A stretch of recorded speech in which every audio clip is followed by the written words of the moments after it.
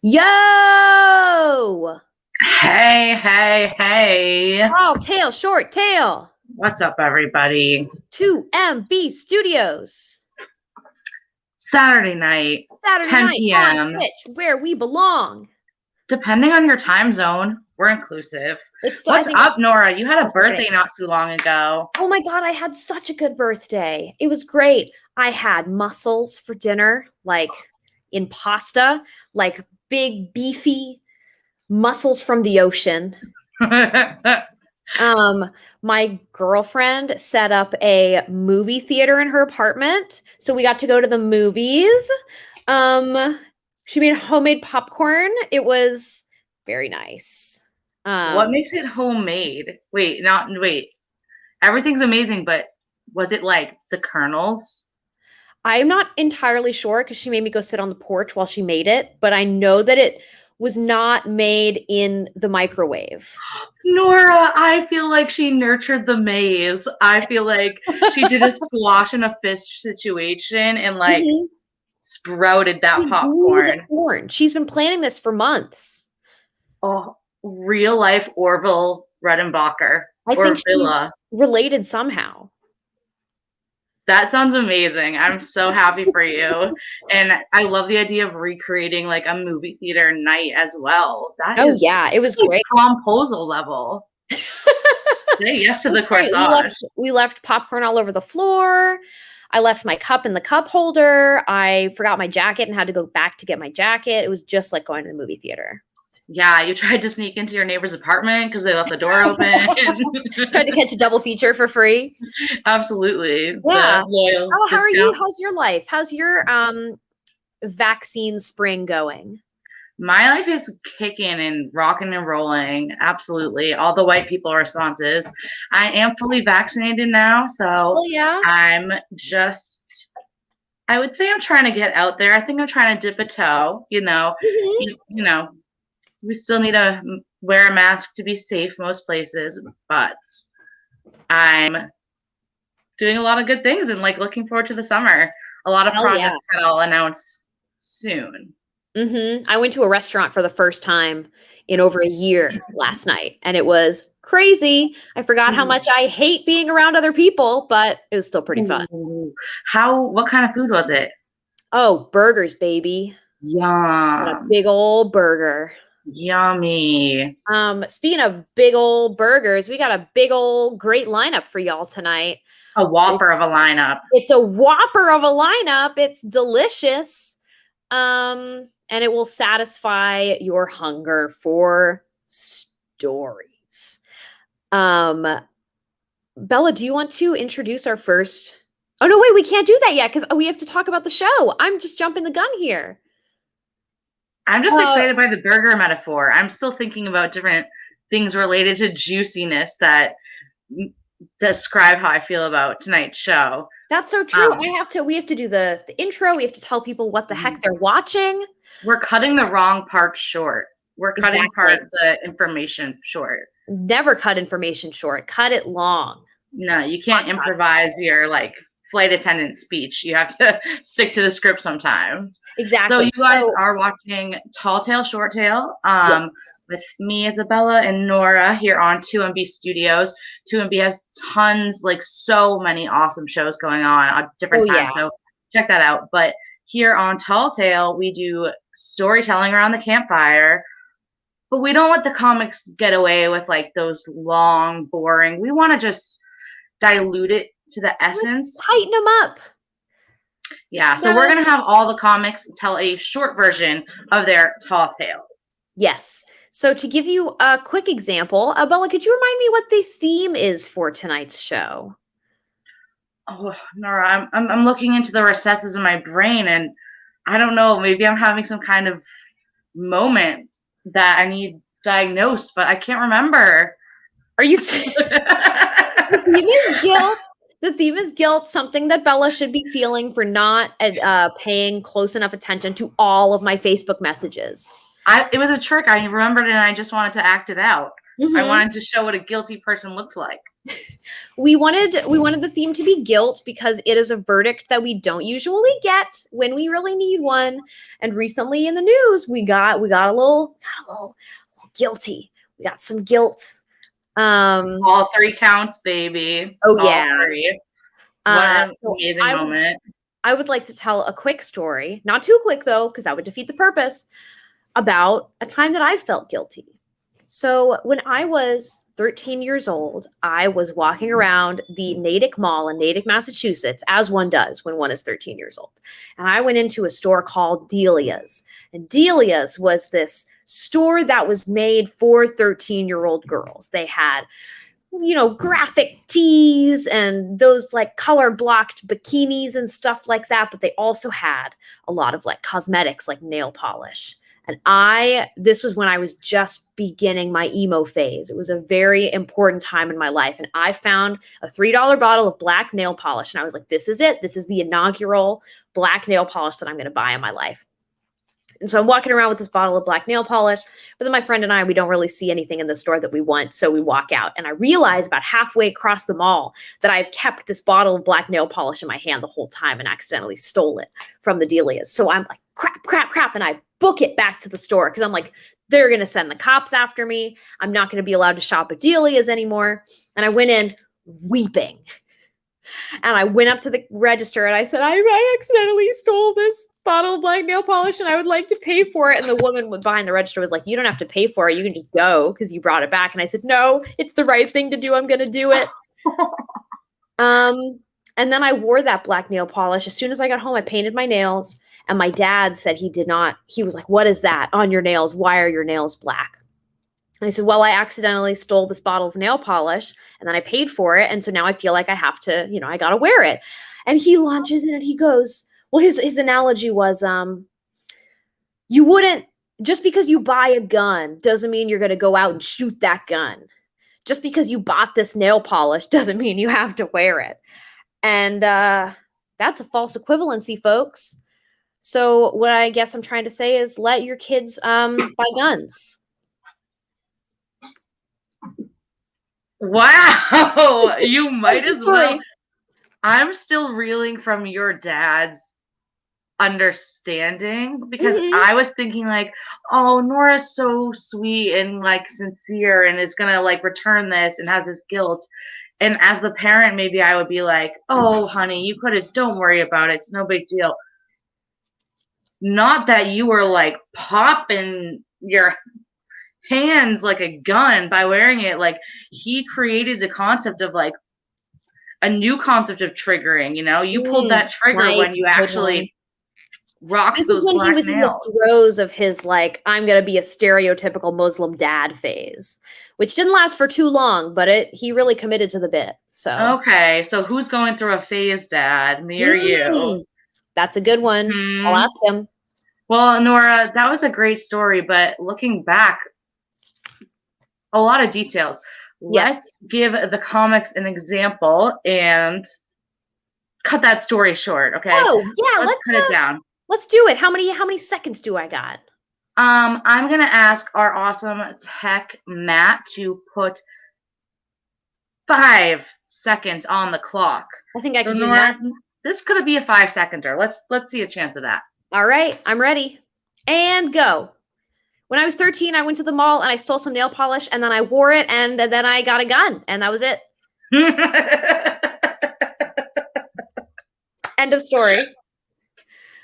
For me, emotionally, the gun part was that huge. I feel like you nailed it with cutting it short. That was amazing. Thank you. I think we should see if our other storytellers are up to snuff. How do you think? What do you think? Oh, I think they are. But let's see the proof. Let's get the proof. I am honored to bring up this first storyteller. She was a Boston Comedy Festival finalist, which is a big deal.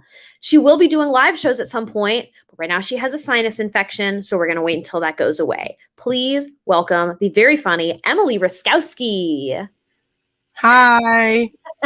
I'm jade roller. If you have a sinus infection, use a jade roller. It really helps. I mean, I'm also on antibiotics. Don't not do that, but this is also good. Is it safe to mix antibiotics and jade? You know, I'm waiting. I'm sort of flying by the seat of my pants here. That's a great, maybe consult your doctor before combining these two. I might be playing it a little fast and loose, Nora. You're right. A little bit of a rolling stone. You know what I mean? You're killing it with the puns tonight, Bella. That's real good, Bella. I've done a lot of sleeping today. My dream self has processed everything I know into a pun, so ready for tonight. Emily, do you have something that you feel guilty about, or some story about guilt that you want to share with us this evening? I have a great story about guilt. Mine is also kicking it back to middle school. Oh yeah, 7th grade. So I was 12.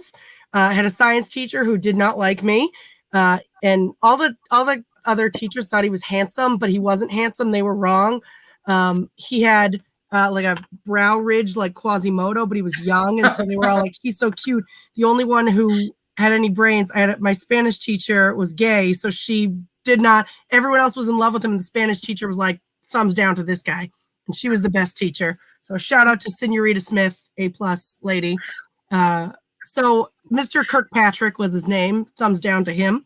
So he didn't like me. The kid who bullied me was also in the class. So the kid who bullied me had been making fun of me. And so I took whiteout and was like, I'm going to put this whiteout in your hair if you don't leave me alone. And I didn't do it. There was no whiteout in his hair. But he told Mr. Kirkpatrick, who like pulled me after class and was like, you leave James alone and you put whiteout in his hair. And I was like, I didn't. His hair is black. You would have seen the whiteout. And he was like, well, I'm going to give you a detention if you bother him again. And I was so mad because this kid had been bullying me for 2 years. And Mr. Kirkpatrick was being a douche, as per usual. So when I walked out of the room, I may have said something under my breath about him. And he made me come back into the classroom and said, what did you say? And I said, what did you hear? And he gave me detention. And he called my parents. And they were like, what is this about? And I was like, here's what's going on. It's that kid James who's mean to me. And they were like, got it. Okay, well, you have to serve the detention. It stinks. But, do it and then just be done with it. This guy's a jerk. So I served the detention. For the detention, he made me write a 2-page letter about why I was sorry for what I had done. And I said, I didn't actually do anything. You think you heard me say something. You're not sure what I said, but you think I swore at you. And then, because I said to him, why'd you call my parents? He goes, what do you want me to call your parents every time you do something great? And so the first page of the letter, I wrote why he was wrong for giving me a detention and it was unfair. And then the back page, I just wrote in giant letters, P.S. My parents would love it if you called them to tell them how great I am. And so he called a team meeting. And the thing about giving kids detention is like, there was no late bus at my school. And both my parents worked. So giving me a detention, I lived like 2 or 3 miles from the school. So one of my parents, my dad had to like leave work early to come get me. So it was like a huge inconvenience. And then he has both my parents come in for a team meeting, again, having to take time off work. So my mom was God rest her soul. She was great, right? My mom, Donna, my dad, Bill, went in. My mom was a therapist. So before this all happened, she said, why don't you like Mr. Kirkpatrick? And I said, he's this, blah, blah, blah. This is all things. She goes, okay. So they go in to this meeting. All the teachers are there, the whole team, right? All the other teachers had to stay after school. So Mr. Kirkpatrick could get revenge on a 12-year-old, right? Senorita Smith was not impressed, right? But she liked my parents. So she was like, oh, this will be a fun chat. So my mom comes in, guns blazing. And she goes, okay, so why am I here? He goes, well, Emily swore at me. Okay, so she served the detention for the whiteout that was not in the kid's hair. You didn't actually see any whiteout in his hair, correct? He goes, no. And she goes, okay. And what did she say to you? And he goes, I don't know. I couldn't quite hear her. And she goes, okay, so you had her. My mom brought in all my report cards to be like, she's an honor student. She's never had any disciplinary action before. You have all your colleagues and us. You called us both out of work. You don't believe, you're not sure what she heard, but you believe you heard her swear at you. I am now out of work for 2 hours. I'm a private practice therapist. I bill, so I have billable hours that I've lost now because you think you heard something. Have you heard voices before? And do you have your insurance card with you? How about I bill you for my time to discuss your potential auditory hallucinations? My God. So the meeting ended pretty quickly after that. They were like, because all the teachers, he was like, and she was like, we're done here. You have no proof of anything. My kid's an honor student. You're picking on her because a bully who I've got documentation that the vice principal has gotten involved because this kid's bullied her. Leave my daughter alone. If you give her any more problems, I'm going to go to the principal. She was like, leave her alone. So they walk out of the meeting. I think Senorita Smith like high-fived her on the way out. And so my dad says to her, they're walking out, and my dad says, do you think she did it? Do you think she swore at him? And my mom goes, yeah, she definitely swore at him. And my dad goes, then why did we do that? Why did we just defend her? And she goes, because that guy's a humorless jerk.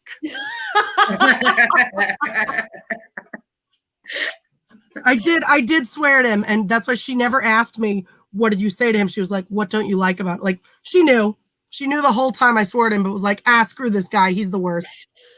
Yeah. Jerk Patrick. Mr. Jerk Patrick. That was right. That was a good one. Yeah. Yeah. My mom was iconic. She was incredible. Badass. That's amazing. It's like the idea of like taking people who are being passive aggressive at face value, and like she just responded to them like, okay, so this is what's going on, correct? Mm-hmm. And it was completely ridiculous. Well, right, because she knew I did it, so she's like, all right, let her serve the detention, but if he wants to kick this up, we're squashing this, and we're gonna make him embarrassed in front of his colleagues. It was a thing of beauty. It was brilliant. I would have paid a lot of money to have been in that room just to watch her take him down in front of everybody works with. So good. That was probably Senorita Smith's like best day of the semester. Oh yeah, everybody else, all the other teachers like loved him, and she was like, "This guy is a whole lot of nothing," and everyone's acting stupid. All the other teams, they separated us up as they got to go to Montreal for their team trip. We had to go to the Baseball Hall of Fame in upstate New York because Mr. Kirkpatrick loved baseball and all the other teachers loved him. So Senorita Smith was like, this is garbage. I could be on a St. Lawrence Seaway cruise right now. And instead, our fun trip is to the only other thing in this town besides the Baseball Hall of Fame, which is Walmart. So she was not a fan of his. Oof. I don't blame her. I think that was a really interesting story. I definitely enjoyed myself, but I think it was a little too long. Bella, do you agree? Do you concur? Yes, I want it's a meal right now, and I want just a bite. Just a little snack. Emily, my dear, would you mind choosing a number between 1 and 4 for us, please? I'll go for 3. All right, girl, you got 11 seconds. I can do it. Tell your story. Could we get 11 seconds on the clock, please? Whenever you're ready.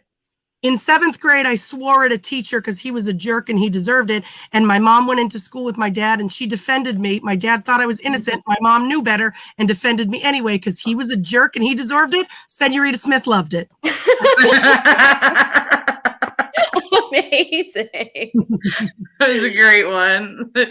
Emily, thank you so much. Do you have anything you want to plug or any last agendas that you want to get across before you leave us for the evening? I mean, I guess I would say the one thing I really want to plug right now, this is not sponsored, but Robitussin with codeine is really helpful. If anybody has a sinus infection and having postnasal drip, this will help you sleep. So not sponsored, but if they want any influencers, I would do it for them. Maybe we could get them to sponsor us if next month's theme is post-nasal drip. Oh, could be. Yeah, that's a good thing to try it out. We could call it more drip, less drip. Ooh. We can workshop that. Well, Emily, thank you so much for being here. No? All right. We are I don't have COVID, by the way. It's not, I'm vaccinated. So before everyone in the chat is like, does she have COVID? I do not. This Jade Roller Robitussin with codeine influencer is COVID-free and vaccinated. So mind your P's and Q's, everybody. Stay hydrated. And Thank you, Emily. Get your vaccine. Bye. Thanks, guys. Bye. Rolling since pre-pandemic times. I want one of those things, man. I do too. I want to roll jade on my face. I'm interested in all of the like trendy rolling face smushing devices. Like Gwyneth Paltrow, just gooping it up, you know. I want goop, but I think that like Gwyneth Paltrow really lives the life of like that kind of consumer, like I'm being, where like I think she only uses everything for like 2 days. Oh, totally. She's always like, "This is the best thing ever. I started doing it yesterday." That's the vibe I get. I think I would like to get into goop. I just don't have the energy to join a cult right now, you know? I'm not culting it up that really either. I'm not feeling really that same stars, draw towards community as usual. Speaking of stars, our next storyteller is hilarious.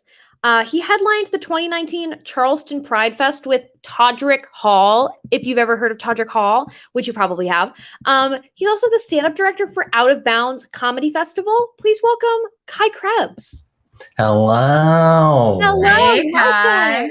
Okay, the first thing that I would like to go ahead and point out is you said maybe Robitussin with codeine in it would sponsor the show. Honey, it is a weak narcotic. Whatever they can do to get it out there to people, they will do. It is an attainable goal. I am happy to be a drug pusher through the power of comedy. I think we need something up and coming, like when they first come out and they're like not allowed to sell the generics yet and they like blast it on the commercials. We need to find something that doesn't even know what its brand is going to be. Like it doesn't know if it'll be a meadow, a city, an old person's backyard.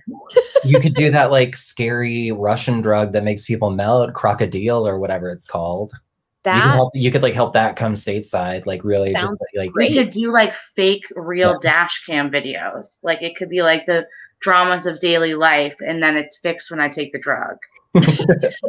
Also, I think we really have something here. Also, not to derail too completely, but speaking of goop, I will say you may not have the energy to join a cult right now, but I do highly recommend at least going on Netflix and watching that one episode of Goop where the people from Gwyneth Paltrow's lab do mushrooms, because it's not the fun kind of mushrooms where they give you like kinetic sand and orange juice. No, instead they are deep in the woods with 3 elderly people who are very confrontational about their pasts, and it is very fun to watch. That sounds like a blast. I would love to watch something like that. The whole time you're just screaming at the TV, like, just turn on some glass animals and let them dance. Like, I love watching out of touch rich people, try to figure out what they're doing with their lives. I'm like, it doesn't always have to be an awakening. Sometimes you could just have fun, but I think more people need to like be honest with themselves about doing drugs for fun. It's called a recreational for a reason. Get the kinetic sands, get the pony beads, make a bracelet. Which speaking of doing drugs for fun, that does kind of relate to the story that I wanted to tell. Oh, let's get you going. Follow through. Okay, so here's the thing. Have you ever felt guilty for wanting to help somebody but knowing very clearly and like abundantly that there's nothing you can do? Where you just want to like grab somebody's hand and like lead them out of the darkness and be like, go on, honey, there you go. You just needed a helping hand. But it's one of those things where they won't help themselves, so you just have to watch it play out. Because I was tubing on the river here in Texas. Do you guys know tubing on the river? I'm assuming that's a thing that a lazy river. Yeah, you're kind of drunk and you're kind of going down the river. Well, yeah, I mean, a lazy river is more of like a paid-for attraction at like a park, whereas tubing the river is just a bunch of drunks making the best of it. But yeah, like Saco, Maine has that. Yeah. It's not a euphemism, though. Yeah. We were tubing the river here in Texas, and we were getting near the end of the river, and we like checked our cooler, and it was still very, very full of beer. So we did the responsible thing, and we pulled off to the side of the river to go ahead and polish off the rest of that cooler, because what are we going to do? Be drunk and have something heavy to carry back with us? Not a chance.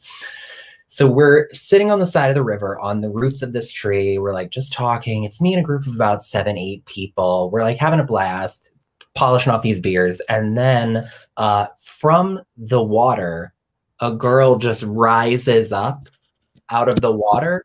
She had not been anywhere near us. She just comes up out of the water with sticks and shit and dirt in her hair. And she just comes up and she looks around at all of us and then just goes, "Hello, friends."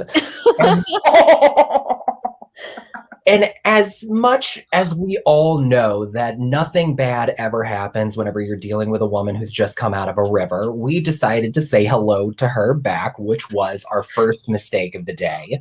Because it was just one of those things where it was like clearly she had been through something. So we were like, okay, what's up, baby girl? Like, do you need, where are your friends? Who's your keeper? What is happening right now?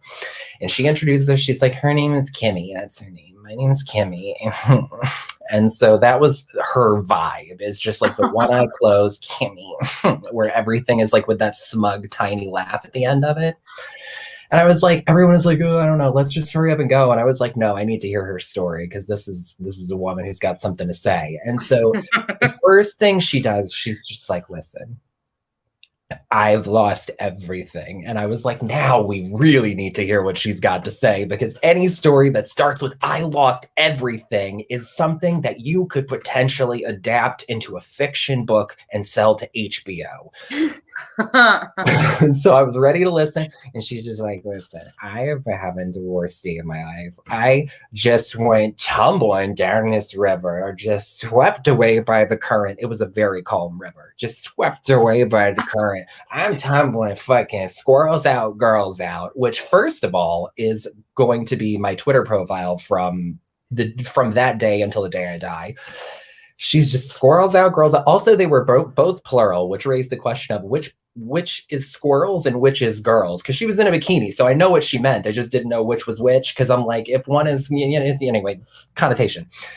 So she's like, I was squirrels out, girls out. I lost my raft. I lost my friend. I lost my keys, which is terrible because I have to drive. And I was like, first of all, it doesn't sound like it should, honey, but I don't know your situation. And we were just like, but you're okay, right? And she was like, this is the river. And I know better to respect the river. If I have one religion, while she's slapping the top of the water, if I have one religion now, it is the river. And I was like, and she's just saying all of these different, random, weird, unrelated to the question of, are you okay, things to us, which I have made thousands of t-shirts based off of this interaction. And we were just like, okay, look, do you know where your friends are? Like, because we're just trying to at least help her get back with her group, because we're like, she's the drunk girl that got lost, right? And she thinks that she needs to drive, so we have to at least help her find her friends. And she goes, that's my friends over there. And she points to this tube that's like caught on a stump. And we're like, okay, Aaron will go get your friends. You just stay here with us and don't get swept away by the river again, and we'll figure this all out. She was like, I just really need to find my keys because I have to drive. And we were like, you don't need to drive. And then my roommate's brother is pulling the raft of these people that are her friends up. And then whenever we see the inside of the raft, it's one of those like big ones, like that goes up to the side, and it's got like a real heavy dip in the middle to where like everyone can just like sit and float and vibe and like have a cooler and shit. Whenever we see the pile of bodies in the center of this raft, we're like, oh shit, her friends are dead.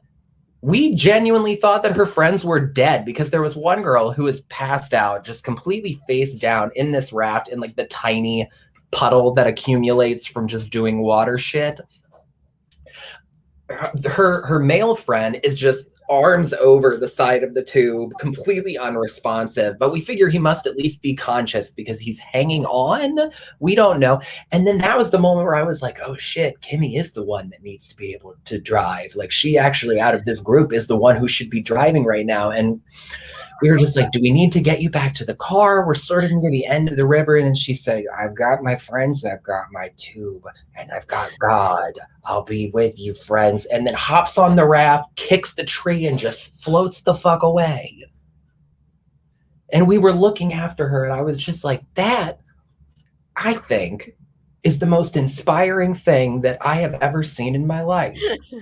Her friends are on death's doorstep. She has no idea where her keys are, but she is ready to pick up the mantle and do what she needs to fucking do and drive that car home or into a tree, whichever comes first. I was like, she has been through this horrible day. I was like, but it's like one of those things where you want to help her, but like, what are you going to do? Scour an entire river to help a girl find her keys? Surely there's like a guy for that. But we let her go. Off they went. And so then we finished up our beers and we hopped in our cooler and we go, not, I don't know, 50, 100 feet down the river, and that's where it splits off before the end. Like there's like a little inlet in the middle, and who the fuck do we see? Raftless, friendless, sitting on the middle of this inlet, none other but Kimmy, who we met just up the way. And so as we're passing, she goes, "Oh my God, friends!" And we were like, "Are you okay? Do you need help?" And she just looks at us and goes, "Fuck it," and then just stands there, and we just float away. And every single day, this is the main reason that I watch true crime things, is because I just need to verify that she's not dead. Like, I figure if I see all of them and she's not on any of them, she made it out, you know? Anyway, that's the story of how I wish that I could have helped a girl, but boy, did she not have the capacity to help herself. I really got to go tubing down some rivers. It's truly unfiltered chaos at every turn. I hope she's okay. Poor thing. But she's also like a demigod of like easygoingness. Like she was delivering a message of impossible to achieve that level of chill. A river nymph. Yeah, I always call her Kimmy the River Witch. Like, it's just because how she rose out of the water. Like I feel like everyone around us was like La Llorona. Like, I'm honestly crucified thinking about her friends being like looking like unalive when you found them. No, like one girl was horrified. We genuinely thought that we were. I know that like I said it in a very joking way, but we truly for a moment thought that they were deceased. That's so true. It just changes the vibe of the day a little bit, you know? Just a little. Yeah, just a little bit. Maybe there's like all these, maybe other people have seen her. Maybe she just, lives on the river and people know her. I bet there's a subreddit or something. That's why whenever that movie, The Shape of Water, came out, I was like, I feel like I've already seen this. You're like, she better be getting some royalties. I totally understand though, because there's this like British girl, like woman, who I saw at like Pride like 3 years in a row, and like she was just always there, really enthusiastic. Never got drinks with her any other time. Like I don't even know if she lives here, but she always like would appear in that moment, and I feel like she has that energy. Yeah. For all you know, she could not even be real. She could just be a yearly manifestation of. That feels more like the truth. Like that feels closer to reality. The parade, much like the river, is her religion, so that's fine. And in the name of the river, I think we should make this tall tale or ancient myth a little shorter. Okay. I think I'm a fan of that. I could work with that. Kai, could you pick a number between 1 and 4 that is not 3? 2. 5 seconds on the clock to retell that yarn. Okay, when does the timer start? Whenever Matt wants it to start. Okay. There you go. Okay. Okay, occasionally you find a drunk girl in the river who just rises up like a witch and you want to help her, and despite the fact that, dang it, I couldn't do it. Now we'll never know. 5 seconds goes by fast. That's because true. She needs like an anthology. Like she needs to be like 5 encyclopedias of her myths. Somebody Kimmy can't be contained. And tell him about this chick. This story broke the show. Well, no, that's what I was saying. I was like, literally all this needs is like a gritty female detective with like a weird patchy relationship past. And that's like a whole serialized HBO drama right there. Yes. I was hearing like Hello Fresh ads in my head, like maybe a podcast. The very breakable Kimmy Schmidt. Kai, before we let you go, do you have anything you want to plug? Anything you want to say? I mean, you can follow me on social media. It's just @KaiKrebs. I'm still not doing anything. I got one more week to go for the second vaccine. Hell and then yeah. I can go like back to being an alcoholic or whatever. Stand up. Exciting. It's an exciting you're also on milestone. TikTok, if I'm not mistaken. I am on TikTok. Yeah, You have some good TikToks. Period. I gotta get back on top of that because I hit 10,000 followers and then I just stopped for a little bit. Damn. I like the ones that you curate through Facebook. That's where I get all my TikToks from other people. So I don't have It's not like aggregated meme life. You're like Most of the time it's just me yelling at the top of my lungs. Whoever will listen. That's content. Kai, thank you so much. Have a great night. Thanks for having me. Of course. Oh my gosh. Let's go to Texas, man. I'm honestly dying to, and we can do this tubing. We can get like a big one. Sift, go down a river and keep my eye out for what's the word I'm looking for? Wanderers. Yeah, like I'm thinking of like mermaids, kind of sirens, like they call to you. I can work that. I don't know. I kind of see her as like a river spirit that targeted them for some reason. Rising up. I think you're right. Yeah. I hope she's on her keys. I hope so too. I think it's time for us to bring up our final storyteller. What do you think? Yes, I'm so excited for this comic. Welcome, Bethany Van Delft. Hi, hello, Bethany. With a cool background. How are you? Oh, Bethany, you're on mute. You would think that I wouldn't possibly be able to do that at this point in the pandemic, and yet I just did it. Hey, that's fine. This is we're almost done, hopefully. Yes. So both of you are vaccinated, right? And oh yeah. I am too, but I'm still wearing my mask and acting like it's March 2020. Of course. I need therapy, like intensive therapy. Yeah. Like you said you went out to eat, and I was like, oh my God. It was scary. Terrified. It was like, really scary. I like having to wear my mask everywhere because it gives me a sense of superiority over the people who aren't wearing their masks, Hell yes. But no, that's for now.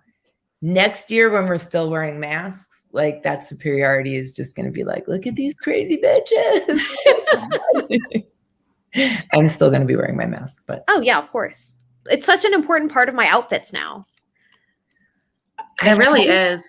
I missed the boat on like using my mask as an accessory. I totally missed that boat. And now I want to like start buying like cool, funky masks. And yeah, it's going to be late. It's going to be like me wearing skinny jeans when we all come back out of the house. It's like, you missed the boat, lady. Jeans are baggy again. It is never too late to wear skinny jeans. I will go to my grave defending skinny jeans. Will you wear them though? Oh, of course. Okay. All right. Not happily. Not comfortably. I thought you were like, I support you. I wouldn't wear them, but you wear them, Auntie. I'll wear them if I can work them over my freaking ankles, man. I know, like, Nora and I, we're like these millennials. We know, like, we want to keep our pants tight. We don't want them to dip in the puddles and stuff. I'm trying to look enough like. Sorry. I said none of this low-waisted shit either. I'm high-waisted all the way. Low-rise high-waisted is cool now. You can be high-waisted. You can have dad jeans, mom jeans. You're just supposed to give a little bit of room, a little less of the tight fit, a little more burnouts kind of feel, like stoners before we called them stoners type of thing. Yeah. That's what they're saying anyway. So. Bethany, do you I heard on my ancient radio. Do you have a story you'd like to share with us this evening? Sure. Yes. Great. First of all, the last two stories were amazing. Absolutely amazing. Mine is it's not like super shocking like that or anything. This is just a tale of love. It's just a quiet tale of love. Okay. Me and Jamie, who is today my husband and my baby's daddy, but back then we were just like living together and having sex and stuff like that. But anyway, we're sitting on the couch and we're watching TV, and a trailer for this like new zombie movie comes out. It was I can't remember what movie it was. I think it might be 28 Days Later. 28 Days Later? Yes. Yeah. So it comes out, the commercial comes on, and after the commercial, I'm like, I like, what the fuck? Why when there's a zombie apocalypse is everybody fighting to survive? Like, that is so stupid, because at some point there's going to be like one human left and you're just going to fucking die by yourself. So when the zombies come, I'm running up to the first zombie and I'm sticking my neck in their mouth, and I'm going to get bit first, and I'm not going to fight. And he turns to me and he's like, dude, what the fuck? Like, we're getting married. Like, you have to fight the zombies. Like, that's what this is about. Like, you said you'd marry me. You got to fight the zombies. You can't just go like throw your neck in a zombie's mouth.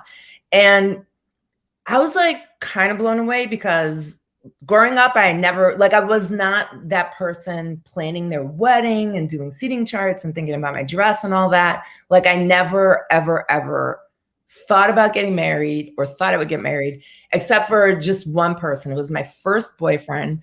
And we planned that if we didn't find the right person by 30, that we would get married. And we planned our wedding. We were going to like be so loaded. We were going to reopen Studio 54. And we're both going to dress in like flowing white Kiana gowns. And we were going to get Grace Jones to sing "I'm Not Perfect" while we walked down like the runway that's lit up from the bottom. But he found his husband first. And so that was it. Like, that plan was blown. And I never planned another wedding ever again. And, you know, like, I had boyfriends and stuff, and I had girlfriends and relationships and everything. But it was like, and I've been in love, but there had to be like an exit sign over someone's head. I had to see the way out, or I couldn't like walk through the door. So, like, that's it. But and then I would hear like friends say, "Oh, you'll know when it's the one." I'm like, how the hell will you know when it's the one? Like, if that's true, then it's never going to happen, because I'm never going to know it's the one. But it totally happened. And with Jamie, like, I knew it was the one, and we're getting married. But up until that moment, like, I thought getting married is like, we're living together, but we're going to get like some matching plates from everybody and like really good pots and stuff like that. But now he's telling me I have to fucking fight zombies. And it felt so bad, because I had put no thought into this promise that I made him until right this minute. So I was like, oh my God, I am so sorry. I have no idea what I was thinking. I promise I won't get bitten first, and I won't leave you with the zombies. And I promise that I'll fight with you to the very end. And so I went out and I got the zombie survival guide, and we read all the chapters together. And it's really good. It's a good planning book. And it told us that we should figure out like what each one of us is good at and what we're going to commit to. And of course, Jamie wanted to be in charge of all the weapons and the bunkers and the garrisons. And I wanted to make sure that we packed really light, because like, we're going to be on the run for the rest of our fucking lives until the zombies eat us, because they're going to, even if I don't get bit first. I know that's how it's going to end. But so I wanted to make sure like we packed really light, you know, and so I got us like these like real essential separates, you know, foundation pieces that we just mix and match while we're on the run. Like, basically I was the Marie Kondo of the zombie apocalypse. My job. And in the middle, you know, like during it, we actually planned a wedding for reals. We were on the couch again another night, weed and TV. Oh my God. And we both wanted to get married on a beach, which you can't necessarily do in New England because you never know when it's beach weather, right? We both wanted to get married on the beach and with no shoes on, and just like total chill hippie wedding. And we saw this Corona commercial, Corona beer, before the coronavirus. It was just beer. Beer ad came on this beautiful beach, and I Googled the beach. It was Tulum, so we got married in Tulum. And my mother's excellent friend wanted to officiate the wedding, and so he said like all these traditional vows, you know, will you take this person, blah, blah, blah. And we said all the vows because we really didn't give a shit. We just wanted to be on the beach and like smoke a lot of weed with our friends. So at the end of the vows, we both said, I do. And then I whispered in his ear, and I promise I'll fight the fucking zombies with you. And then we both started crying. And then guess what?